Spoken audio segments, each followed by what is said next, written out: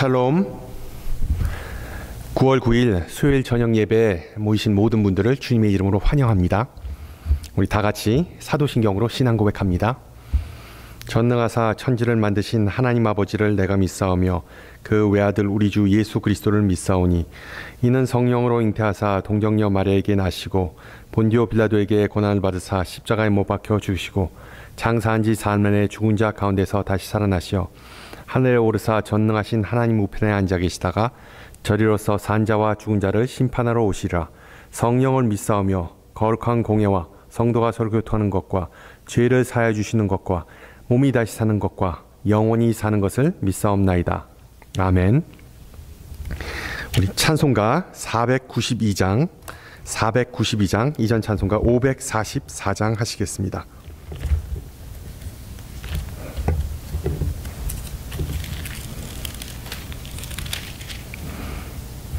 잠시 세상에 내가 살면서 항상 찬송 부르다가 날이 저물어 오라 하시면 영광 중에 나가리. 열린 천국문 내가 들어가 세상 짐을 내려놓고 빛난 면류관 받아 쓰고서 주와 함께 길이 살리. 눈물 골짜기 더듬으면서 나의 갈 길 다 간 후에 주의 품 안에 내가 안기어 영원토록 살리로다.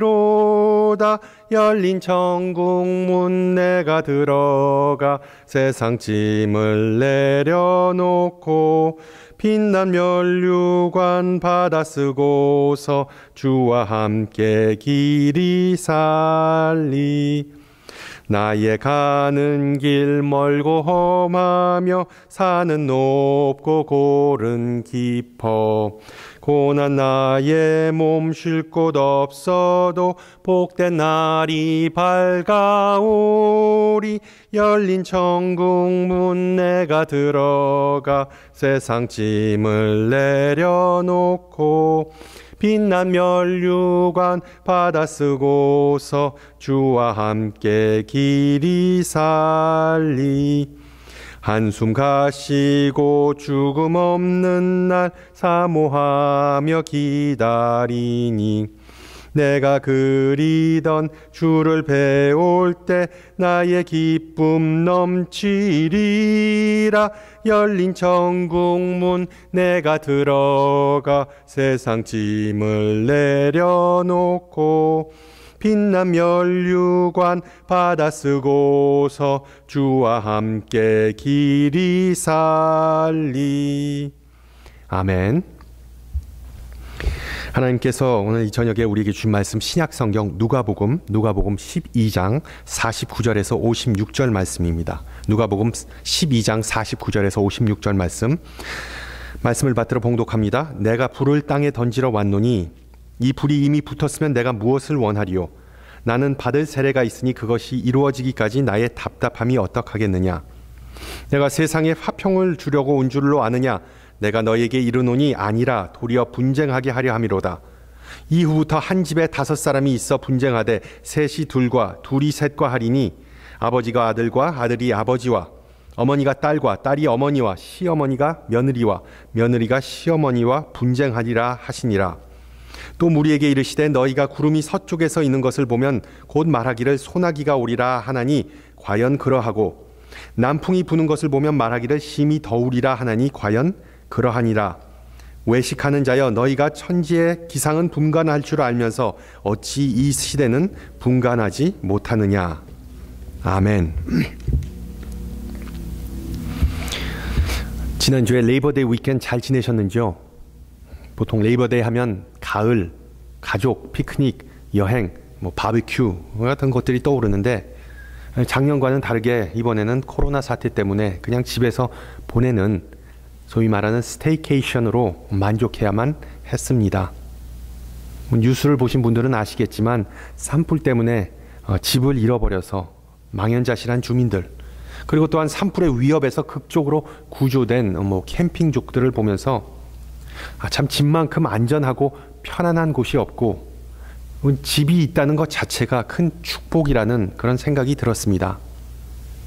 답답하고 불편하더라도 우리 항상 기뻐하고 감사하면서 우리 주님을 바라보시기를 소망합니다.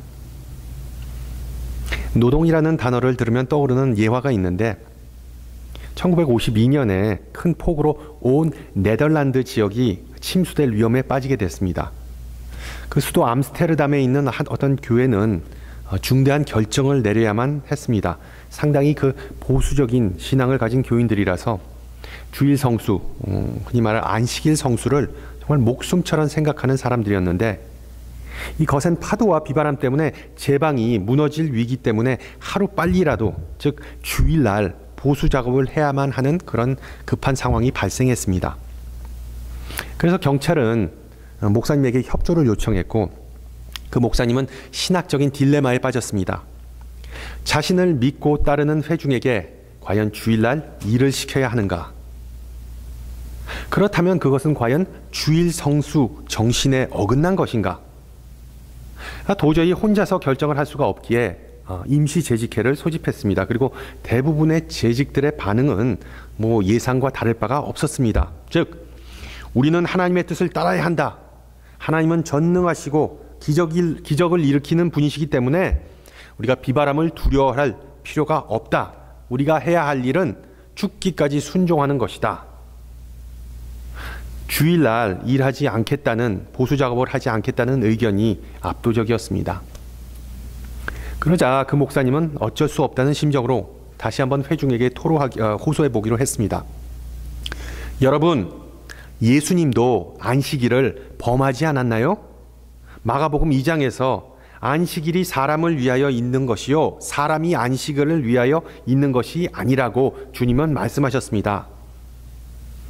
그러자 한 원로 장로가 그 자리에서 벌떡 일어나서 말하기를, 목사님, 비록 공개적으로 입 밖에 낸 적은 없지만 저도 항상 그 부분이 마음에 걸렸습니다. 근데 지금 잘 생각해 보니까 우리 주님은 조금 좌파였던 것 같아요. 예수님께서 하나님의 아들이자 예수님을 통하지 않고서는 아버지에게로 올 수 있는 사람은 없다는 것을 우리 그리스도인들은 다 믿고 고백합니다. 그것은 우리 신앙 공동체가 절대로 타협하거나 포기할 수 없는 진리이죠. 그러나 예수님께서 짧은 공생애 동안 그 세상 사람들에게 보여준 그 모습은 정말 극과 극이었습니다. 이 1세기 팔레스타인 지방에서 예수님만큼 논쟁과 분쟁을 불러일으켰던 인물이 없었던 것 또한 사실입니다. 여러분이 만난, 여러분이 알고 있는 예수님은 과연 어떤 분이십니까? 그래서 유명한 독일 성서학자 에른스트 케세만은 자신의 로마서 주석에서 다음과 같이 말했습니다. 예수가 누구신가를 물어야 합니다. 그 외의 질문은 핵심을 벗어난 것입니다. 학문이나 신앙도 마찬가지지만 그 누구도 진리를, 즉 예수님에 대한 이해를 완전히 혹은 완벽하게 소유한 사람은 없습니다. 진리는 항상 새롭게 비춰지고 학습되어야 합니다. 다른 사람들의 의견을 외면한 채 그 진리를 새롭게 습득할 수는 없습니다. 신앙 공동체 내에는 반드시 의견이 일치하지 않기 때문입니다. 많은 신앙인들은 자신들이 구상하거나 기대하는 예수님과는 다른 모습의 예수님을 성경 속에서 발견하곤 하지요. 객관적으로 볼 때 예수님은 보수와는 거리가 멀었던 분이셨습니다. 좌파, 진보적, 급진적, 혁명적인 모습을 수도 없이 보이시면서 기존의 세력과 그리고 또한 제도와 수많은 마찰을 일으키셨습니다. 여러분, 예수님은 마태복음 11장에서 나는 마음이 온유하고 겸손하다라고 말씀하셨는데, 온유라는 단어는 영어로 mild입니다. 역설적이지만 마음이 마일드한 분이 그 삶은 전혀 마일드하지가 않았었죠. 게다가 오늘 누가복음 본문에서 예수님 스스로 자신의 사역을 단 한마디로 정의하고 계십니다. 51절 보세요. 내가 세상에 화평을 주려고 온 줄로 아느냐? 내가 너희에게 이르노니 아니라 도리어 분쟁하게 하려 함이로다. 분쟁이라는 단어와 예수님과는 잘 매치가 되지 않아 보이지만 성경을 살펴보면 예수님의 사역은 정말 분쟁과 투쟁의 연속이었습니다. 예를 들면 누가복음 3장 17절에서 예수님의 길을 예비했던 세례 요한은 다음과 같이 말하죠. 손에 키를 들고 자기의 타작마당을 정하게 하사 알곡은 모아 곡간에 들이고 쭉정이는 꺼지지 않는 불에 태우시리라. 즉 예수님은 구분하시고 심판하시는 분이심을 세례 요한은 선포합니다. 또한 누가복음 4장 16절 예수님께서 사역 초기에 나사렛에 있는 회당을 방문하셨을 때 그 회중은 예수님이 능력 있고 그리고 치유자인 정말 훌륭한 설교자인 그런 분이라고 칭찬을 하지만 예수님은 그런 칭찬을 못마땅하게 여기고 선지자가 고향 땅에서 환영받는 일이 없다고 말씀하시면서 사람들의 성질을 정말 긁어놓으십니다. 누가복음 9장 60절 어느 젊은이가 자신의 아버지를 먼저 장사하고 예수님을 따르겠다고 하자 가족에 대한 의무는 다른 이들에게 맡겨버리고 맡겨버리라고 말씀하시면서 가정 질서와 사회 정서를 완전히 파괴해 버리시죠.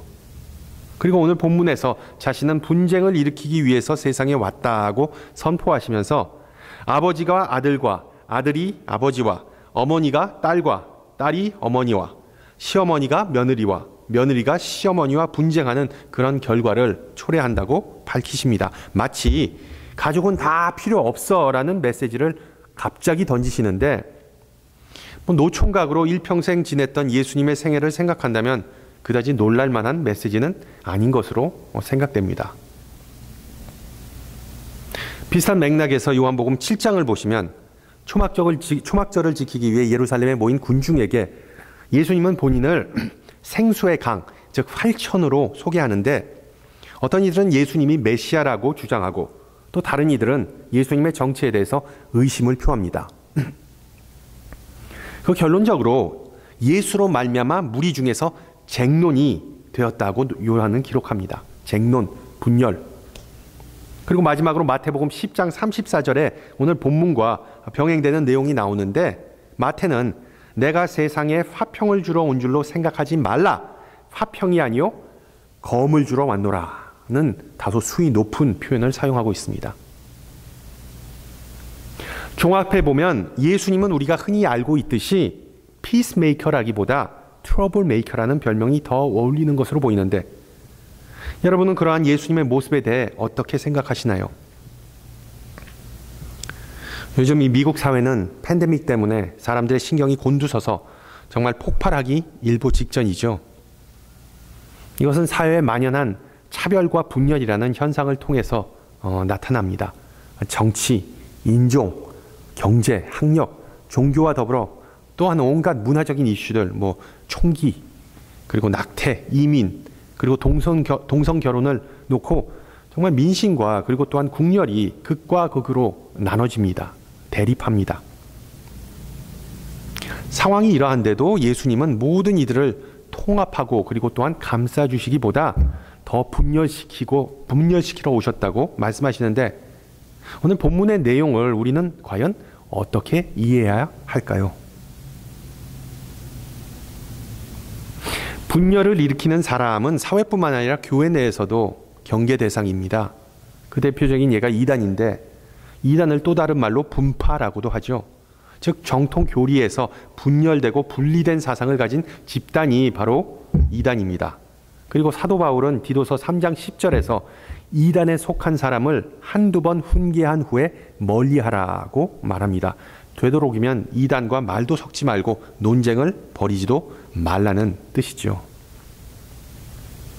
따라서 예수님을 주로 고백하는 우리 모두는 다음과 같은 질문을 해봐야 합니다. 나는 과연 분열을 일으키는 예수님을 따라갈 것인가? 바꾸어 말하면 나도 예수님처럼 분열을 일으키는 사람이 되어야 하는가? 이거 정말 쉽지 않은 질문입니다. 우리가 그 질문을 답하기에 앞서 먼저 한 가지 개념을 좀 생각해 보고자 합니다. 여러분, 캐리캐처라는 단어를 아시죠? 이탈리아어로 부담 지우다, 또는 과장하다라는 뜻의 카리카레에서 유래된 말로 캐리캐처는 주제가 되는 개인, 전형적인 인물, 행위 등을 풍자하거나 비웃기 위해 희극적으로 왜곡시켜 그리는 어떤 드로잉이나 초상화를 가리키고 있는 것입니다. 우리는 알게 모르게 성경을 통해 예수님을 캐리캐처적인 모습으로 구상할 때가 종종 있는 것으로 보입니다. 예를 들어 마가복음 9장에서 예수님은 어린이들을 품에 안으시고 제자들에게 다음과 같이 말씀하시죠. 누구든지 내 이름으로 이런 어린아이 하나를 영접하면 곧 나를 영접하는 것이요. 누구든지 나를 영접함이 아니요 나를 보내신 이를 영접함이로다. 예수님께서 어린이, 세리, 창기, 죄인들과 같이 사회에 소외된 자들을 반겨주고 온유하고 인자한 모습을 보여주셨던 것만큼은 분명한 사실입니다. 반면에 제자들에게는 수도 없이 엄격하고 무서운 모습을 보이시기도 합니다. 특히 제자들이 약한 믿음을 보이면 어김없이 꾸짖으시죠. 더 나아가 우리가 잘 알듯이 바리새인들과 사두개인들과 율법에 대한 문제를 놓고서는 엄청난 갈등을 일으키시고 그러한 갈등이 또한 예수님의 죽음의 기폭제가 되기도 했습니다. 따라서 성경에 나오는 몇 개의 장면들을 고립해서 잘라놓고 예수님은 온유하고 인자한 분이라고 결론짓는 것은 마치 나무만 보고 숲을 보지 못하는 우를 범하는 것과 마찬가지입니다. 비슷한 맥락에서 분열에 대한 예수님의 말씀과 행동을 확대 해석해서 예수님을 마치 반골, 인습 타파주의자, 혁명가로 단정짓는 것 또한 섣부른 인간적인 결론이겠죠. 참된 인간이자 참된 신이신 예수님을 캐리커처적으로 왜곡해서 단 하나의 모습만으로 묘사하는 위험에 대해 J.B. 필립스는 자신의 저서 당신의 하나님은 너무 작다. Your God is too small에서 다음과 같이 예리하게 말해주고 있습니다. 하나님에 대한 잘못된 견해는 우선 하나님의 감정이 인간 개개인의 감정보다 덜 성숙하게 하다고 생각하게 만드는 위험을 초래합니다. 쉽게 말하면 하나님은 내 마음을 몰라주신다고 계속해서 찡얼거린다는 의미이죠. 그리고 그가 지적하는 또 다른 위험은 기독교의 가장 아름답고 불변의 진리인 하나님은 사랑이시다는 명제를 저하시키고 싸구려 취급하는 것이다. 바꿔 말하면 우리 신앙인들이 예수님에게 우리가 보고자 하는 모습만을 자꾸만 투영시킬수록 하나님의 사랑은 너무나 당연한 것이 돼버리고 우리의 믿음은 자라지 않는다는 것입니다. 마치 편식하는 어린아이가 채소는 쓴맛이라고 싫어하고 단맛 나는 음식만 찾는 것과 유사한 원리이죠. 그러나 식습관의 변화는 결코 쉽지 않고 불편하지만 반드시 필요한 것입니다. 우리의 신앙관도 마찬가지죠. 마치 아이들이 꼭꼭 씹어 먹는 음식이 싫어서 그냥 흐물흐물 삼켜버릴 수 있는 맥앤치즈 같은 음식을 선호하는 것처럼 우리는 성경을 읽으면서 대충 이해하고 넘어가는 경향이 상당히 많습니다. 그래서 예수님은 성격이 쉽지 않고 마치 싸움닭과 같고 쉽게 버럭하는 분이시다라고 그런 결론을 성급하게 내릴 수 있습니다. 유사한 맥락에서 신약의 하나님과는 다르게 구약의 하나님은 폭력적이고 무섭고 불편한 분이시다라고 주장하는 분들이 계시는데 제가 이렇게 느낀 바이지만 그런 분들은 예언서를 자세하게 읽지 않으신 분들이시더라고요. 구약에 나오는 대표적인 몇몇 사건들에만 초점을 맞추고 앞뒤 문맥을 잘라버리는 그런 경향이 강합니다. 따라서 오늘 예수님께서 분열에 대해서 하신 말씀의 문맥을 우리가 조금 더 자세히 살펴보았으면 합니다. 오늘 읽은 본문이 포함된 누가복음 11장에서 13장으로 이어지는 그 긴 단락을 들여다보면 예수님 개인이 분열을 좋아하시는 분이라기보다 예수님의 메시지 그 자체가 분열을 일으키는 성격을 지녔음을 우리는 알게 됩니다. 다시 한번 말하지만은 예수님 그 자신이 분열적인 사람이었다기보다 예수님의 메시지, 즉 복음의 성격이 분열적이라는 것이죠. 그리고 예수님의 메시지는 바로 예수님의 부르심에 관한 내용인데, 제자도는 우선순위를 반드시 수반한다는 뜻이 이 복음에 담겨져 있습니다. 누가복음 12장 1절과 22절에는 바리새인들의 누룩, 즉 바리새인들의 잘못된 가르침과 물질의 위험성, 부를 경계하라는 그 예수님의 경고가 차례로 등장하는데, 이런 가르침의 대상은 대중이 아니라, 군중이 아니라 12제자였다는, 부름을 받은 제자들이었다는 사실을 우리는 주목해야 합니다.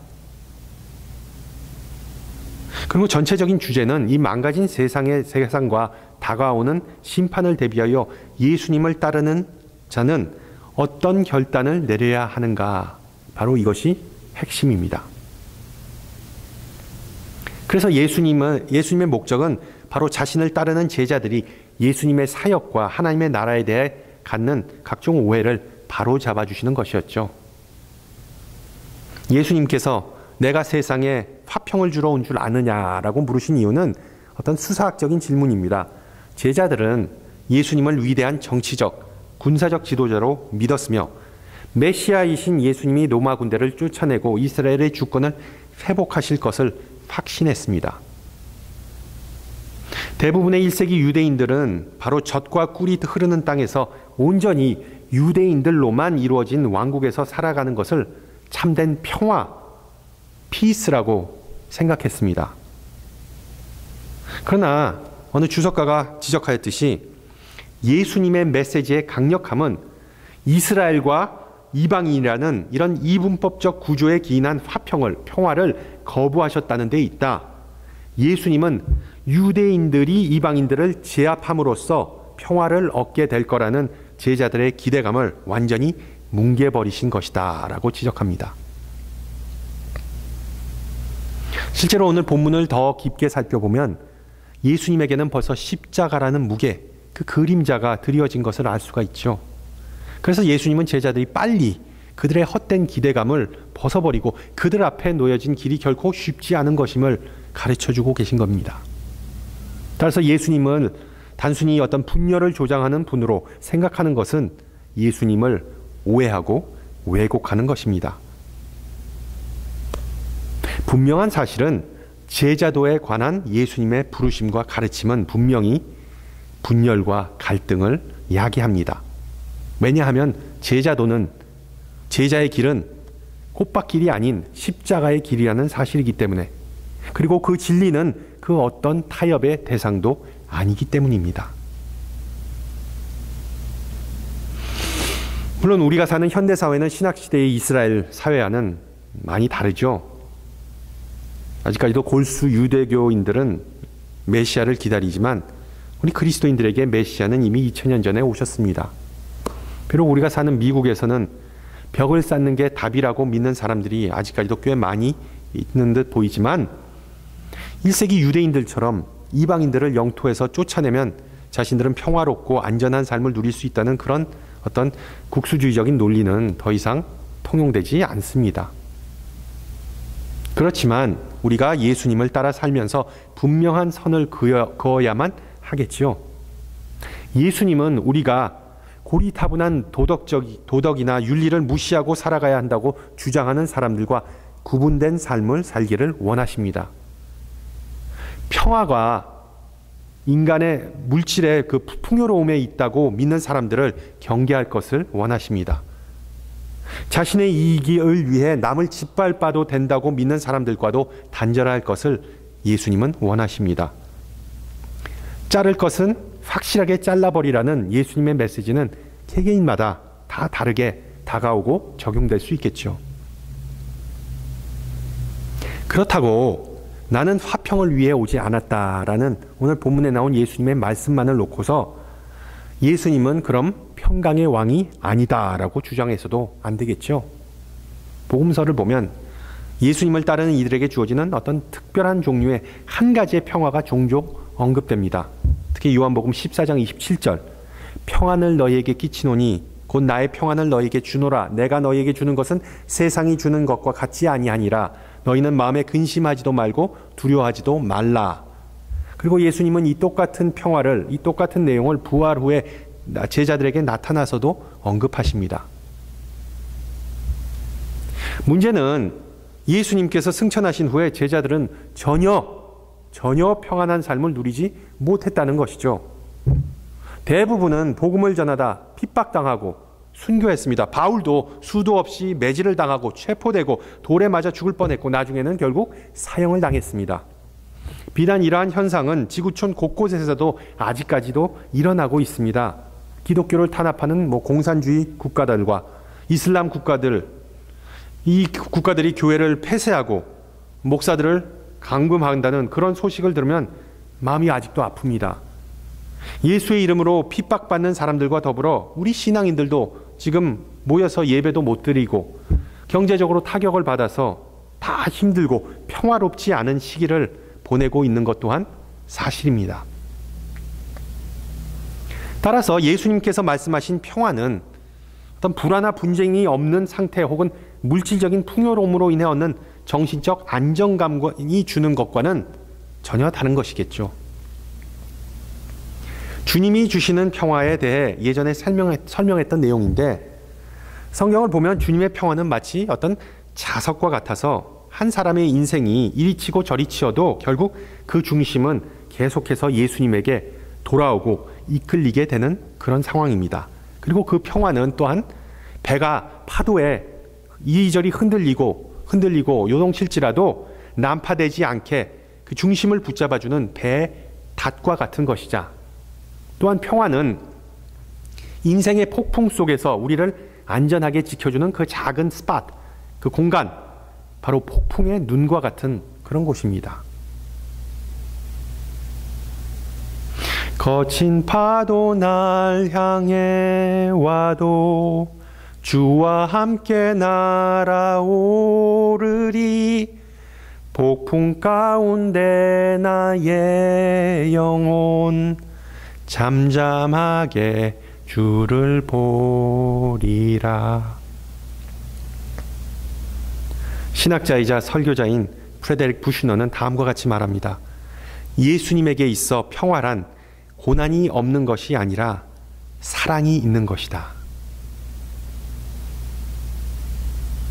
여러분, 예수님께서 이 땅에 오신 이유는 우리가 행복한 가정을 이루며 살아가기 위함이 아닙니다. 물론 하나님의 평화는 가정의 평화를 이루는데 다소 도움이 되겠죠. 예수님께서 이 땅에 오신 이유는 우리가 오늘 본문에서 살펴봤듯이 형제 자매들과 다투지 않거나 화해를 이루기 위함이 아닙니다. 물론 하나님께서 주시는 평화는 형제들 간의 평화를 이루는데 다소 도움이 되겠죠. 예수님께서 이 땅에 오신 이유는 우리가 직장 동료들과 이웃들과 친하게 지내기 위함이 결코 아닙니다. 물론 하나님의 평화가 이웃과 화목하는 데 있어 다소 도움이 되겠죠. 그러나 예수님께서 이 땅에 오신 분명하고도 단 하나의 이유는 우리에게 나를 따르라, follow me 라고 부르시기 위해서였습니다. Gospel Coalition, 복음주의 교회 연합운동의 창시자인 이 팀 켈러 목사는 제자도에 대해서 다음과 같이 말합니다. 복음은 유익한 충고를 따르는 것이 아니다. 복음은 왕을 따르는 것이다. 그리고 그 왕은 능력과 권위 있게 우리가 해야 할 일을 말해주는 부분이 아니라 능력과 권위로서 우리가 해야 할 일을 몸소 이미 행하시고 그것을 우리에게 복음으로 선물해 주신 분이시다 라고 말합니다. 그렇습니다. 우리 예수님은 말뿐만이 아니라 그 삶과 희생으로서 복음을 우리에게 주시기 위해 이 땅에 오셨음을 기억하시기 바랍니다.